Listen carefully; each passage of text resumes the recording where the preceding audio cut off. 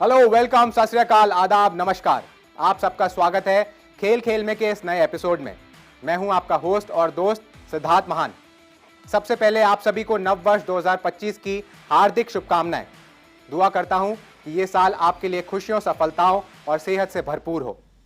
साल 2024 खत्म हो चुका है और वक्त है पीछे मुड़कर देखने का। जहां भारतीय खेल जगत ने हमें जीत की ऊंचाइयों पर पहुंचाया, तो कुछ सपने अधूरे भी छूट गए। 17 साल बाद टीम इंडिया ने T20 वर्ल्ड कप जीतकर जश्न मनाया। वहीं ओलंपिक्स में कुछ बड़े सितारों ने उम्मीदें अधूरी छोड़ दी, लेकिन मनु भाकर और भारतीय हॉकी टीम के ब्रॉन्ज मेडल ने हमें गर्व करने का मौका दिया। और हाल ही में सबसे बड़ी उपलब्धि रही डी गुकेश की, जिन्होंने सबसे कम उम्र में वर्ल्ड चेस चैंपियन बनकर भारत का परचम लहराया। ये साल खेल प्रेमियों के लिए गर्व और प्रेरणा से भरा रहा, लेकिन भारतीय क्रिकेट टीम इन दिनों प्रेरणा की तलाश में जूझ रही है। विवादों में फंसी टीम इंडिया क्या इन मुश्किलों से उबरकर ऑस्ट्रेलिया में आखिरी टेस्ट जीत पाएगी? इस पर हम जरूर नजर लगाएंगे, लेकिन सबसे पहले पेश है हफ्ते की top sports headlines. India Australia series के 5वें टेस्ट से रोहित शर्मा ने खुद को किया ड्रॉप। सिडनी में भारत की बैटिंग फिर लड़खड़ाई। सिडनी टेस्ट के बीच ड्रेसिंग रूम विवाद, क्या टीम इंडिया कर पाएगी वापसी? आईसीसी चैंपियंस ट्रॉफी 2025 का शेड्यूल जारी। 23 फरवरी को भारत पाक मुकाबला दुबई में। भारतीय महिला क्रिकेट टीम ने वेस्टइंडीज को 3-0 से हराकर वनडे सीरीज जीती। खेल रत्न पुरस्कार की घोषणा, मनु भाकर का नाम आखिरकार विवादों के बाद शामिल। हॉकी इंडिया लीग की 7 साल बाद वापसी, 28 दिसंबर से हुई शुरुआत। कुनेरू हम्पी ने आयरीन सुकंदर को हराकर फाइड महिला वर्ल्ड रैपिड चेस चैंपियनशिप का खिताब जीता। डी गुकेश की सफलता में मेंटल कंडीशनिंग कोच पैडी अपटन का अहम योगदान। सिडनी टेस्ट शुरू हो चुका है, जो बॉर्डर गावस्कर ट्रॉफी का आखिरी मुकाबला है। भारत के लिए यह टेस्ट बेहद अहम है, ना सिर्फ सीरीज को ड्रॉ कराने के लिए ताकि ट्रॉफी भारत के पास बनी रहे, बल्कि वर्ल्ड टेस्ट चैंपियनशिप फाइनल में अपनी जगह पक्की रखने के लिए भी। लेकिन मैच से पहले सबसे बड़ी खबर आई, रोहित शर्मा ने खुद को रेस्ट करा दिया है। इस फैसले के पीछे की वजह और उसके असर पर हम जरूर बात करेंगे, लेकिन उससे पहले मैच की कुछ बात। रोहित की जगह कप्तानी कर रहे बुमराह ने टॉस जीतकर बल्लेबाजी चुनी, लेकिन भारतीय टीम की पारी ऑस्ट्रेलिया की सदी हुई गेंदबाजी के सामने लड़खड़ा गई। विराट कोहली वही पुरानी गलती करते हुए ऑफ स्टंप के बाहर जाती गेंद पर 17 रन पर आउट हो गए और ऋषभ पंत का खेल देखकर ऐसा लगा जैसे कोच के फटकार ने उन्हें जरूरत से ज्यादा डिफेंसिव बना दिया है। पहले दिन का खेल खत्म होने तक भारत मुश्किल में था, सिर्फ 185 रन पर ढेर हो गया। पर अब सभी की उम्मीदें जसप्रीत बुमराह पर टिक गई हैं, जिन्होंने उस्मान ख्वाजा को आउट कर ऑस्ट्रेलिया को 9 रन पर 1 कर दिया है। अभी जब हम ये शो रिकॉर्ड कर रहे हैं, दूसरे दिन का खेल जारी है। उम्मीद करते हैं कि टीम इंडिया इस टेस्ट में अपना दम दिखाएगी और जीतेगी। लेकिन सिडनी टेस्ट में खेल की रोमांचक टक्कर के साथ साथ मैदान के बाहर भी नाटकीय कश्मकश चल रही है। मैच से ज्यादा चर्चा उस घटना की हो रही है जिसने सबका ध्यान अपनी ओर खींचा है। रोहित शर्मा ने खुद को कप्तानी से रेस्ट करा दिया है। खिलाड़ियों और कोच के बीच तनाव की खबरें सामने आ रही हैं। मीडिया में एक रिपोर्ट के अनुसार मेलबर्न टेस्ट के बाद हेड कोच गौतम गंभीर ने ड्रेसिंग रूम में जो कहा, उसने माहौल को और गर्मा दिया। आइए इस पूरी कहानी पर एक नजर डालते हैं।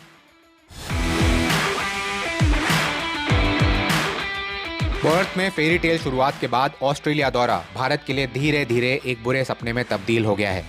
मेलबर्न टेस्ट में हार के बाद न केवल फैंस निराश हुए, बल्कि टीम के अंदर गहरे विवाद सामने आ गए।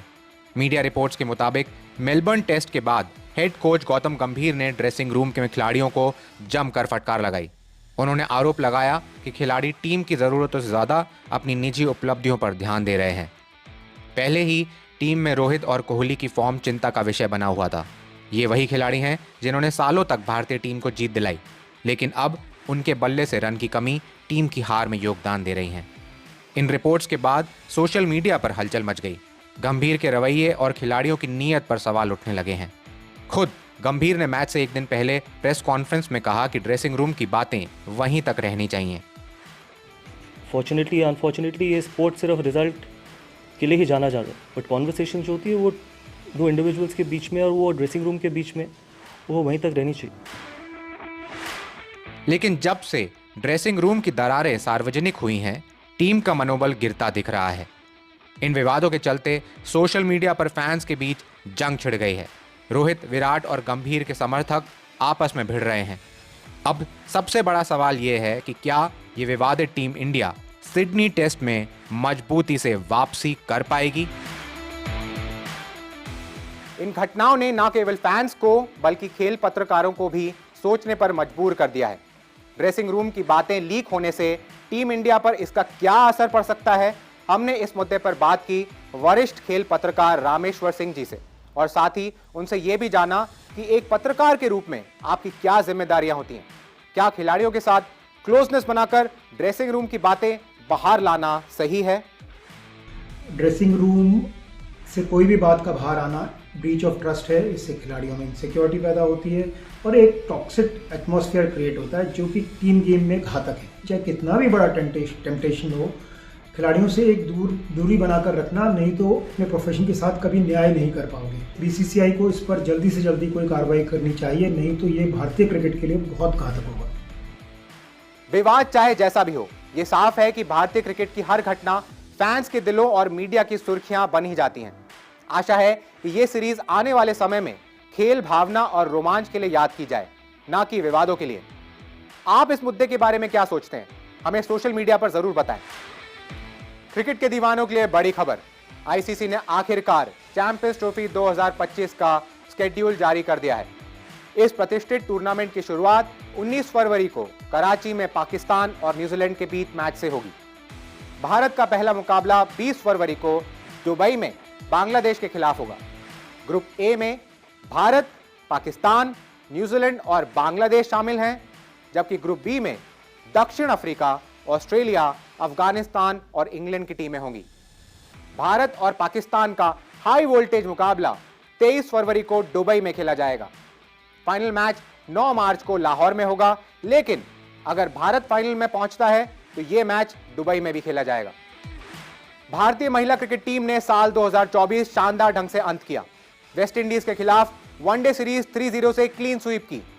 यह जीत आने वाले साल में भारत में होने वाले वनडे वर्ल्ड कप के लिहाज से बेहद महत्वपूर्ण है। देखिए हमारी एक खास रिपोर्ट। भारतीय महिला क्रिकेट टीम ने T20 सीरीज में मिली जीत के कॉन्फिडेंस को बरकरार रखते हुए वेस्टइंडीज को ओडीआई सीरीज में भी पूरी तरह से ध्वस्त कर दिया। सीरीज में भारतीय बैटर्स ने शानदार प्रदर्शन किया। टीम ने जहां पहला ओडीआई 211 रनों से जीता, वहीं दूसरे मैच में तो हिस्ट्री ही रच दी। इस मैच में भारत ने 358 रन बनाए, जो वनडे में हमारा जॉइंट हाईएस्ट स्कोर है। दूसरे मैच में हरलीन देओल ने अपनी पहली ओडीआई सेंचुरी बनाई, लेकिन इससे पहले प्लेटफॉर्म सेट किया था शानदार फॉर्म में चल रही स्मृति मंधाना ने, जिन्होंने अपना लगातार छठा 50+ स्कोर बनाया। इसके बाद वेस्टइंडीज की टीम सिर्फ 46.2 ओवर में 243 रन बनाकर ही आउट हो गई। भारत के लिए दीप्ति शर्मा, टिटा सिद्धू और प्रतीक रावल ने 2-2 विकेट लिए। पहले ओडीआई में भी हरमनप्रीत कौर की लीडरशिप में भारत ने पहले बैटिंग करते हुए 314 रन बनाए और फिर रेणुका ठाकुर ने 5 विकेट लेकर वेस्टइंडीज को सिर्फ 103 रन पर ऑल आउट कर दिया। अब सभी फैंस को उम्मीद है कि ये जीत का मोमेंटम 2025 के ओडीआई वर्ल्ड कप तक भी बरकरार रहेगा। साल 2024 में विमेंस टीम ने साउथ अफ्रीका के खिलाफ अपना सबसे बड़ा टेस्ट स्कोर बनाया, वेस्टइंडीज के खिलाफ T20 में अपना सबसे बड़ा स्कोर दर्ज किया और अब वनडे में भी संयुक्त रूप से सबसे बड़ा स्कोर बना दिया है। उम्मीद है कि यह सिलसिला एक सुनामी की तरह उभरे और 2025 का वनडे वर्ल्ड कप भारत की झोली में लेकर आए। भारत के 4 शीर्ष खिलाड़ियों को इस साल मेजर ध्यानचंद खेल रत्न पुरस्कार से सम्मानित किया जाएगा। इनमें double Olympic medallist Manu Bhaker और world chess champion D Gukesh का नाम शामिल है। 17 जनवरी को राष्ट्रपति भवन में आयोजित समारोह में राष्ट्रपति द्रौपदी मुर्मू इन खिलाड़ियों को यह सम्मान प्रदान करेंगी। भारतीय हॉकी टीम के कप्तान हरमनप्रीत सिंह और पैरा ओलंपियन प्रवीण कुमार भी इस प्रतिष्ठित पुरस्कार से सम्मानित होंगे। इसके अलावा 32 खिलाड़ियों को अर्जुन पुरस्कार और 3 कोचेस को द्रोणाचार्य पुरस्कार भी दिए जाएंगे। पुरस्कारों को लेकर कुछ विवाद भी हुए, खासतौर पर मनु भाकर के नाम को लेकर, लेकिन उनका नाम सूची में जुड़ने से यह सम्मान भारतीय खेलों के लिए गर्व का क्षण बन गया है। इस साल भारतीय हॉकी टीम के ओलंपिक्स में मेडल जीतने के बाद हॉकी फैंस के लिए एक और बड़ी खुशखबरी। 7 साल बाद हॉकी इंडिया लीग की धमाकेदार वापसी हुई है। 2024-25 का सीजन 28 दिसंबर को राउरकेला के बिरसा मुंडा हॉकी स्टेडियम में शुरू हुआ। 2017 में फ्रेंचाइजीज के वित्तीय समस्याओं के चलते बंद हुई लीग अब नए फॉर्मेट और भारतीय व अंतर्राष्ट्रीय टैलेंट के साथ लौट रही है और इस बार 8 पुरुष और 4 महिला टीमें खिताब के लिए भिड़ेंगी। 26 जनवरी को महिला और 1 फरवरी को पुरुष फाइनल्स खेले जाएंगे। लीग की इस धमाकेदार वापसी का इंतजार अब खत्म। चुने अपनी फेवरेट टीम और तैयार हो जाइए हॉकी के जबरदस्त एक्शन के लिए। भारतीय शतरंज के लिए साल 2024 शानदार उपलब्धियों से भरा रहा है। कोनेरू हम्पी ने इंडोनेशिया की आयरीन सुकंदर को हराकर फाइड महिला वर्ल्ड रैपिड शतरंज चैंपियनशिप में खिताब अपने नाम किया। यह उनके करियर का दूसरा विश्व खिताब है और उन्होंने भारतीय शतरंज को नई ऊंचाइयों पर पहुंचा दिया है।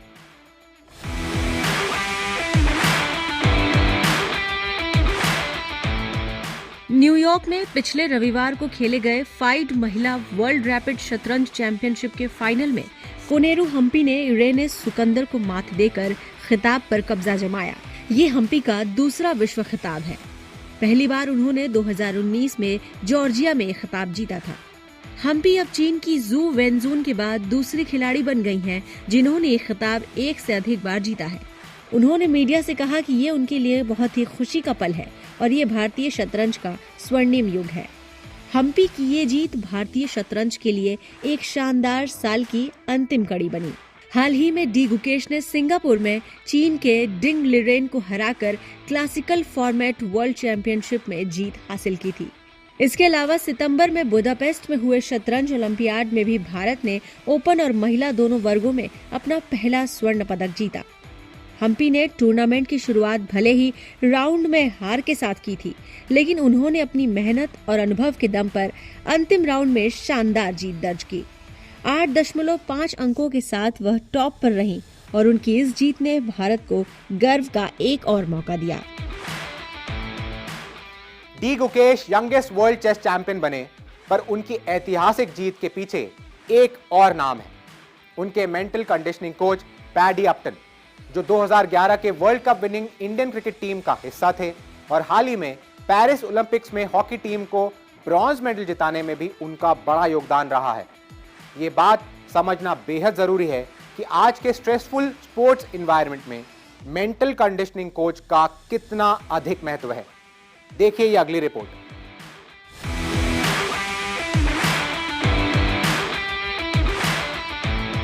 आज के खेल सिर्फ फिजिकल फिटनेस तक सीमित नहीं रहे हैं, बल्कि मेंटल स्ट्रेंथ भी उतनी ही जरूरी हो गई है। इसका एक एग्जाम्पल विराट कोहली हैं, जिन्होंने मेंटल हेल्थ चैलेंजेस के बारे में खुलकर बात की है।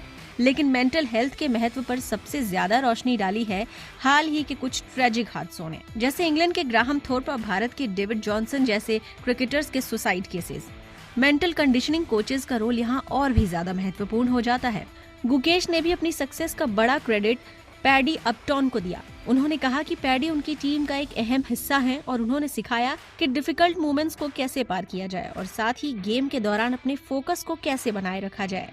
मेंटल कंडीशनिंग कोच का काम होता है खिलाड़ियों को स्ट्रेस के बावजूद भी बेहतरीन परफॉर्मेंस देने के लिए तैयार करना, और ये सिर्फ टॉप लेवल पर ही नहीं बल्कि इसकी शुरुआत जूनियर लेवल से हो जानी चाहिए। सही समय पर सही मार्गदर्शन यंगस्टर्स के लिए गेम चेंजर साबित हो सकता है और शायद यही वो मॉडल है जो भारत को हर खेल में वर्ल्ड चैंपियन बनाने में मदद करेगा। तो ये थी इस हफ्ते की स्पेशल स्पोर्ट्स स्टोरीज। इस मंथ से हमारा मकसद यही रहा है कि खेलों के पीछे छिपे संघर्ष, प्लेयर्स की भावनाओं और कहानियों को आप तक पहुंचाएं।